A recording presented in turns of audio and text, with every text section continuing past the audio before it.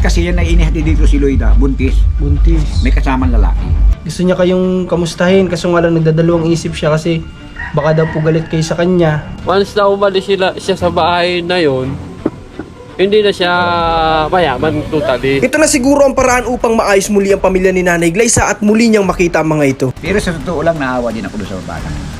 Ang nagpalaki doon yan, matanda niya. Anumang oras, Welcome na welcome po siya dito. okay siya dito. At sa paghahanap ko sa pamilya ni Nanay Glyza ay napag-alaman ko na hindi lang pala si Mark ang kanyang anak. Ang gaganda ng mga anak ng babae. Ay, ganun po. Diyos ko, ang pamor ko sa kanya dito. Nagalit lang kay nanay, kaya naglayas, ganun.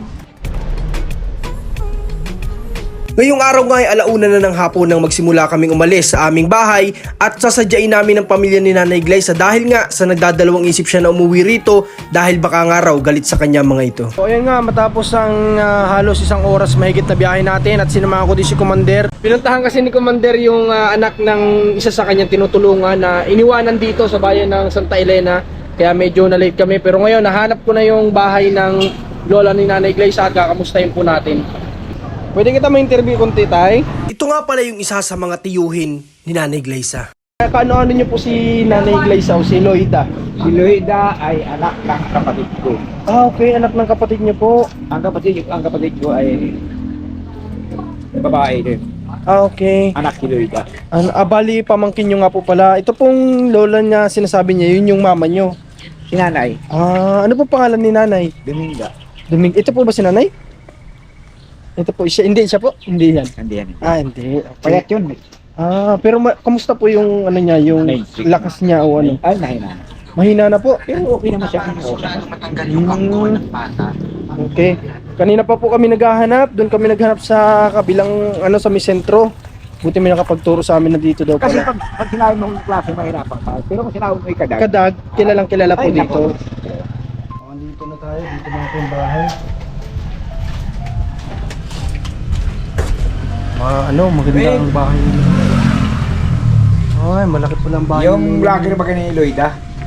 Nanay! Pasok kayo na nanay yung lulay niya. Nanay, inananay ko. Ay, kahawigan nga ni... Vlogger na yung Loida daw. Ay, Vlogger si siya, nanay. no? Nakakarinig po. Okay lang po, Nay. Magandang araw po sa inyo. Salamat, nawa ka ng Diyos. Tay, Oo, kamusta ka po? buti naman. Buti naman. Ilang taong ka na po, Nanay? Pinanak ako, 1928. Grabe. Eh, di ibig sabihin, Nanay, parang nasa 90 plus na kayo? 96. O, 96? Magna 96 yun. Magna 96 po. Ay, maganda po pala ang inyong tirahan dito, Nay. Maraming, Naalala niyo po si Loida? oh, Naalala niyo pa po? Kasi kami po na yung nagtutulong kahit papaano kay Nanay Loida doon sa Kapalongga. Gusto niya po kayo ditong bisitahin kaso nga lang si Lloydoy ano, gusto niya po kayong puntahan, Nay. Gusto niya kayong kamustahin kaso nga lang nagdadalawang isip siya kasi baka daw po galit kayo sa kanya. gusto na ko nang umuwi siya dito. Grabe, tinan niyo nga to. Gusto na pala ni Nanay bumisita mo lang dito. Tagal na. Matagal na po. 3 beses ko na yung sinundo doon eh. 3 beses po. Ayaw Sa tumama. Kapalongga. Oo. Kayo pa nag-i-effort magpunta doon? Oo, lagi nga ako. Grabe. Minsan may dala kami sa sakyan. Ibig sabihin medyo matigas-tigas din pala ulo ni Nanay Naku, Glyza. pag sa tigas ang ulo, Matigas talaga ulo ni Nanay Glyza. Kasi sa nakikita ko po dito, ang ganda pala ng ano nila, ng tirahan nila ayan dito. ang kwarto niya, oh. Ay, yan po kwarto niya po dati yan. Yan, kabilang yan. Ay, wow. May sarili pa pala kwarto si Nanay Glyza dito. Nako. Grabe. Ay, Diyos ko, ang pamor ko sa kanya dito. Tigas ang ulo niya. Ang sabi ng yung anak kong nasa ibang bansa, Loida, diyan ka na lamang sa bahay. Samahan mo si nanay. Dahil ipaglaba-laba mo at bukod yung papadala kong pera sa iyo. Grabe po, ganda po pala ng pabor, no? Ng anak ninyo kay Nanay Glyza. Nay, kung sakali po kaya uuwi siya dito, open naman po sa inyo si Mark dito. Ay, oo. Diyan lang ako ha. Nang dahil nga sa binitawan nila na ganito ay naisipan ko na nakukumbinsihin ko si Nanay Glyza at si Tatay Budoy na umuwi panandali dito sa kanilang tahanan. Okay lang po sa inyo, Nay, na kung bibisita siya dito sa samahan namin, ihatid ko. Kahit ngayon. Para po... Layo naman dito. Wala po problema. Ano mang oras, Welcome na welcome po siya dito. okay siya dito. Grabe, Nanay Glyza. Parang baligtad yata yung sinasabi ni Oh, Nanay may Glyza. kwarto na sinandaan niya. Napaka-welcome pala siya dito. Tapos may sarili pang kwarto. Oh. Tapos nagtitiis po sila Nanay Glyza doon ng ng ganung buhay nila. Sobrang tagastok talaga ang ulo ni Ate Loida. Kapatid niyo po si... Hindi po. yung... Ano po, pinsan po ng asawa. Okay. Medyo matigas talaga ang ulo niya. Kamusta po siya tatay nung nandito? Ano po yan, Nay? Minsan sabi si Nanay, ay, pakinggan natin. Ano po yan, Nay? Talagang matigas po talaga ang ulo ni Ate Loida. Paano niyo po nasabi na ganun? Ay, matagal na po kami magkakasama dito. Tsaka yung mga sinasabi niya ay baliktad talaga yun. Kabaligtaran talaga. Opo. Tsaka ano po yan, si Ate Loida, parang nagalit lang kay nanay, kaya naglayas, ganun. Ibig sabihin, nag-bless po pala talaga siya. Iyakin po, opo. Madali po siyang iiyak, ganun. Opo. Pero nung nandirito siya, kumusta naman po yung pakikisama niya dito kala nanay na si nanay pala nagpalaki sa kanya? Ay, wala man pong problema. Talagang as in parang alagang-alaga talaga. Ay, opo. Ayan po si Papa, makakapagpatunay. Hindi, alam mo ako yung totoo lang. Opo. Yung talagang pamangkin ko yun, hindi kasi nungalingan talaga ang puta niya ng batang yun. Naawa rin naman ako. Nahawa din po kayo. Ay, at kaya naawa ko dun at... Ba, nasipin mo naman yung buhay niya. Tapos yung asawa niya, gayon naman. Ay, hindi naman maaawa dun. Eh, si nanay nga gusto yung pumunta rin sa Kapalunggat, gustong tingnan. Ay, may hina naman na, mahirap din naman. Pero sa totoo lang, naawa din ako doon sa batang yun. Ang nagpalaki doon yan, matanda niya. Tsaka po. Kaya lang, siyempre, talaga may konti siyang... Hindi naman lahat, may kasi konting kasinungalingan Okay. sa amin. May mga tama siyang sinasabi, meron ding mga hindi Yes, talaga. oo, mayroong hindi tama. Siguro po, dala din si... Ano ba nagabat siya, nagalit kay nanay at sabi niyo umalis? Hindi. Ano bang reason? Kaya yung nag-alis dito, siyempre, sinama ng asawa. Yun yung talagang dahilan. Kasi Kaya yung sinama na siya. asawa nung kasi, di, ganito yun. Pag nandito yun, ayaw ng nanay na naninigarilyo yung lalaki. Okay po, tama. Oo, at tanda na siya, tapos Oo. maninigarilyo pa. Siyempre, pag siya na nagagalit at may nagbabawal ang manigarilyo dito, parang nasa malo. Siyempre si Luida, asawa yun, nasa malo ni Luida. Nagtigil naman na sila ng paninigarilyo. Kaya lang, di siyempre, ang inialas pa ng pangalawa nung dito, siyempre, ay di mahilig gumawa ng hulugan. Ganyan. Hindi nakakabayan. Tapos, hindi siya nakakapagbayad. Hindi nakaka-comply na kompleto. Oo, hindi. Nakakabigay naman, pero hindi Hindi natatapusan. natatapusan. Kaya nung dumating ng Kapalunggan, nung malaman namin nag-Glyza na, ay wala naman, sabi ko, siyempre, hindi naman na, matalino yun. Siyempre, wala sabihin kulang ng pag-iisip, yung matalino rin siya. Talino. Pero ang talino niya, hindi yung talinong magaling siya. Ginagamit sa... Kagulangan ang tawag doon. Okay. Magulang. Okay, ganyan pala yung ugali ni Nanay Glyza. Pero naiintindihan namin. Kaya nung yung pamangkin ko na yung pamangkin kong teacher na kapatid niya, nung binibira niya nun, nag-iiyakan yung mga kapatid. Oo, kasi nung time na yung mga kalingap, yun yung sinabi ni Mark Daniel na ang mama niya ay yung tita niya na teacher. So nakakaawa po talaga yun, nag-message din sa akin kasi nga siyempre may ano po yun niya, teacher po yun, masisira yung pangalan niya sa school. O yung kredibilidad kung sasabihin na may makapanood dun sa school Ay, dami. nila. O lalo kung estudyante. Kaya lang yan yung anak, Diba? yung aking pamangkin na teacher, hindi masyadong kilala riyan. At nag-graduate yun ay sa Cavite ay. Opo. Ay di siyempre, hindi alam dito yung sinong Kaminting, hindi ko kilala na siya dito sa akin nakatira. Oo. Kaya yun ay hindi masyadong nakilala rito ng mga tao na yung si Dida Kaminting na yun. Oo. Kasi Loida pala totoong pangalan ni Nanay Glyza. Loida yun. Parang nagulat nga po kami nagpalit ng Ako pangalan. nagparehistro doon, paano hindi ko malalamang Loida yun? Ito pong isang kumponyo dito, magkakamag-anak talaga kayo. Oo. Hindi lahat Si dito. Sir. Magandang araw po. Magandang araw po. Grabe. Kung ako kay Nanay Glyza, dito na lang ako. Kahit ako tatanungin na sa sitwasyon ng Nanay Glyza, mas pipiliin ko po dito ang babait ng kamag-anak ni Nanay Glyza. Ba't pababayaan May namin yun? magagandang tahanan dito, napakaganda ng buhay ni Nanay Hindi Glyza ka dito. nakatira yun, no? May sariling kwarto pa doon. Oo, yun sa di ba? dulo. Ay, ano, Alagaan. gusto rin namang magkaroon ng sarili. Ang naging problema nun, siyempre nga, hindi kumpleto ang kanyang Opo. brain, ang isip niya. Pag nasolusyonan ng asawa ng ganyan, pareho ba namang disabled may kaunting problema? Sabi po niya kasi baka maliitin daw po siya kung babalik siya dito. Sabi ko baka hindi naman ganon. Ay, hindi naman. Opo, baka hindi naman ganon. Baka Takot sinasabi, siya. takot lang siguro. Kasi yung kaka-interview niya, pati yung kapatid niyang dalaga na maestra, siniraan niya. Opo, kaya takot na siyang bumalik Kaya dito. siya takot dito. Pero ang totoo, bakit abay, sarili namin dugo yun. Opo, Pababayaan ba tama, namin yan? tama po. Di ba na, Totoo. ibig mo sabihin, pag natago yan namin? Opo, totoo Tapos yun. na yun nakamove on na kami doon. Opo. Kaya sabi ko sa kanya, welcome naman, walang problema. Pumunta kami ng Kapalungga, nagsimba kami ron. Opo. Paano tayo hindi nakapunta? Ba't ka tayo hindi nakapunta nun? Siraan tulay. Siraan tulan. Oo. Hindi kayo natuloy. Nakasimba kami, pero dito kami dumaan. Dito po sa kabila. Sa ano? tawag O na? dito sa Bagong Silang. Oo. Okay. Ay, ba't naman namin hindi tatanggapin?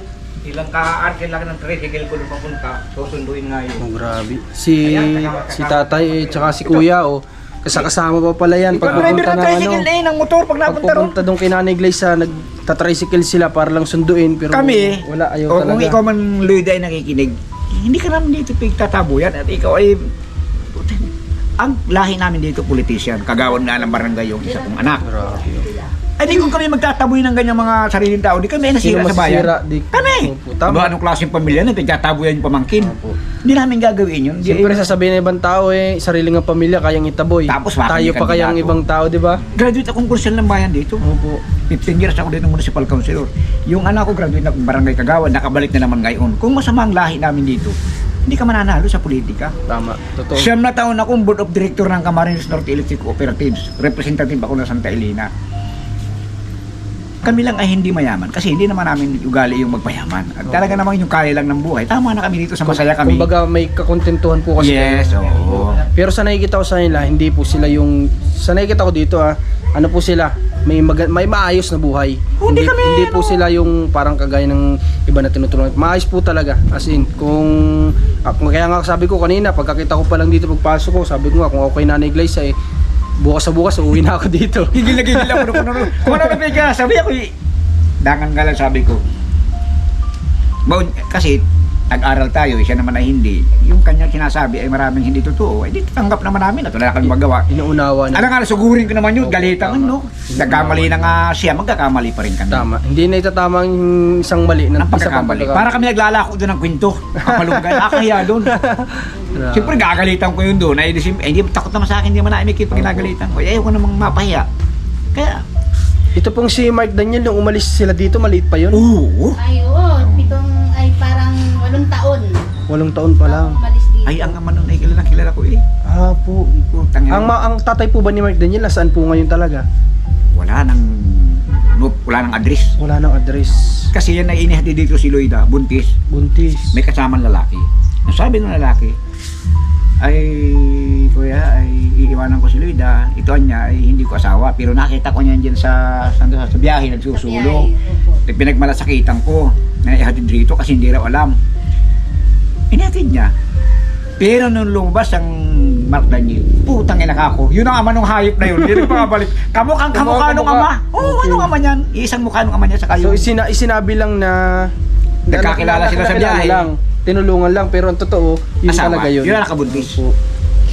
Pambihirang bata yan. Salamat dito kala tayo kasi Kuya Lando, kadad ako. kay Tatay Lando kasi pinaunlakan niya tayo. Hindi lahat po pumapayag ng ganito na makukuha sa camera. Oo. Hindi po lahat kasi syempre buhay po nila yan. Privacy Oo. po nila. Hindi Pero kami pwedeng magpakahiya sa pinapayagan po bagay. tayo kaya salamat po. Kumustahin ko lang po si Nanay. Sige na. Salamat po. At yan ngayon nag-iiyak pag naalaala yun. Ay, ganun po. Oo, nag-iiyak niya.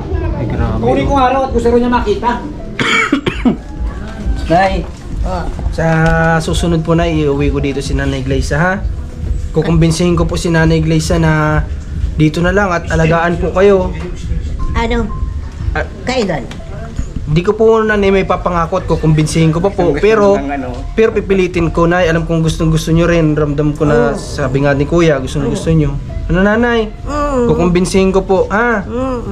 Grabe Nanay Glyza, sana maano ka po sa lola mo na nag-alaga sa'yo, sa nagpalaki sa'yo. Kasi alam mo, dyan din po ako Nanay Glyza nagsisi nung time na wala na yung lola ko na hindi ko na i-spend yung time ko sa lola ko nung nabubuhay pa. Kaya wag naman sana darating yung time na pagsisihir mo sa huli kung kailang dadating yung time ni Lola. Kaya sana mag-uwi ka na dito. Ang nanay ko, kumbinsin ko ha. Si Mark po okay din naman po dito, no, di ba? Wala ba siyang sinasabing may mga anak na babae? Wala po tayo. Ay, may 3 anak po si Nanay Glyza. Tuwing mga anak, ako ang tatay nag-abed, kami naglalaban ng lahat ng pinag-anakan niyan. Mga anak pa yun siya, tatlo. Ay, grabe. Nasaan po yun, tay? Diyan sa, yung isa kasi, parang may asawa na yata. 3 anak na buhay nun. Sunod-sunod. 3 lalaki, 3 Alam mo tuwing babae mga pa anak, pala. ako ang nagpapagamo, ako basta kami nag-abed, si misis ko ang taga-intindi, babae. Nung pinanganak niya si Daniel, ako ang nagbuhat doon sa ospital. Nung, Kay Bayani, nung pinanganak po si Mark, Oo, yun. kayo ang nagbuhat noon. Sa ospital. Kala may asawa niya. Asawa niyo. Sir, yung asawa niyo, sir. Hindi ko po asawa yan. Pisa ko po yan. Ay, kala mo gusto magpabahak na. Bahak ka na. Nakakailang anak na, mababahak pa siya. Oo nga po. Gusto pa magpasisaran. Buti sana kung unang anak po. Kala yata kung magkano lang gastos doon Sa ganon. pasisaryan ako. Sabi niya, bahakin nyo lang. Di ko na kaya. Pa sabi. Pambira, pisang ko na yun. Kami lahat ang bastos. Balitay, ito pong nasabi niyo yung 3 anak ni Nanay Glyza, nandito lang din po yan sa Santa Elena. Oo.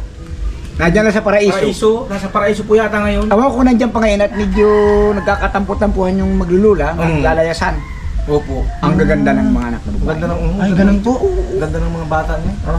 Napapariwara. Ayaw naman sa amin tumira kasi takot sa agnet ako'y maligalig. Opo. Ayaw ko kasi mapapahamak ang Tama po. tao, ang anak. Hindi ang naman po pamilya. yung sa ikasasama nila eh. Ay, ang problema, siyempre maligalig nga ako at ilagalit ako. Gusto ko kasi paghapon na ang mga babae nasa loob na ng bahay. Sa Ay, hindi sa akin pili yung nasa layasan.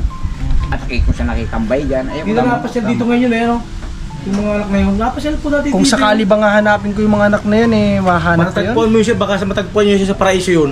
Pagtanong nyo lang yung anak Ang paraiso malapit lang dito? Yan baka sir kurbada? Okay, magkakasama silang 3 o Hindi ko lang alam sir kung naandyan pa sila lahat yung 3 magkakapatid na babae. Ni Luida. Sabihin nyo lang po yung anak ni Luida. Alam na yun doon sa... Sadag. Kadag din po yung Ano nga gamit nila. ginagamit natin dito ng mga tinamaan ng magalit? Sige po, hanapin namin yun. May 3 palang anak si Nanay Glyza tapos magagandang bata pa daw ito. Oo, mga itsura mga bata. Baka kung nag-aaral po, pwedeng mag-scholar natin o ano para makapagtapos Yan ang din. naawa ko doon sa mga kasi Nag-aaral pa po kaya?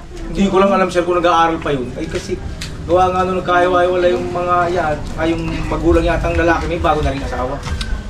Kung wala mang trabaho o kung di na nag-aaral o nagtatrabaho, baka pwede nating mabigyan ng trabaho. Ang alam ko sila yung nasa lola niya ay Sa sa lola. paraiso. Patay na Alam yun. ko lang kung nandiyan pa. patay na yung lula. Patay na rin yung Ay, lola. patay na ba si Aling Aurin? Patay na kaya nagkahiwa-hiwalay na yung kahiwa-hiwalay na yung magkapatid. Sa side po yun ni nung Nung lalaki. lalaki.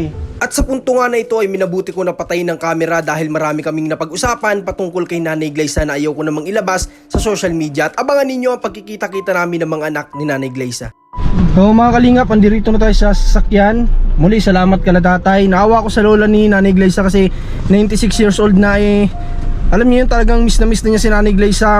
Siya yung nag-uutos na umuwi yung mga anak doon, hanapin si Nanay Glyza, kumbinsihin na umuwi dito kasi maganda yung buhay niya dito. So nakakaawa yung lola niya. Kaya nga bago ako umalis off cam kanina talagang nag-ano po ako doon sa lola niya kasi naawa po ako. At hindi ako naawa sa buhay kasi may kaya sila sa buhay. Naawa po ako na yung pinalaki niya gusto niya makita. Matigas ang ulo ni Nanay Glyza rin. Kumbaga yung pride niya ayaw niyang ibaba. Kaya pipilitin po natin to, gagawa natin ng paraan. At may 3 pala siyang anak na babae dito na halos sabi nga nung lolo ay artistahin daw mga itsura. At iba-iba nga lang ng ama. Pero hanapin po natin yung susunod. Andito lang din daw yung malapit. Maraming salamat ulit. At ginawa natin yung request ng karamihan na alamin din yung sa side ni Nanay Glyza. At ang babait po nila. Kaya salamat po ulit. God bless sa lahat.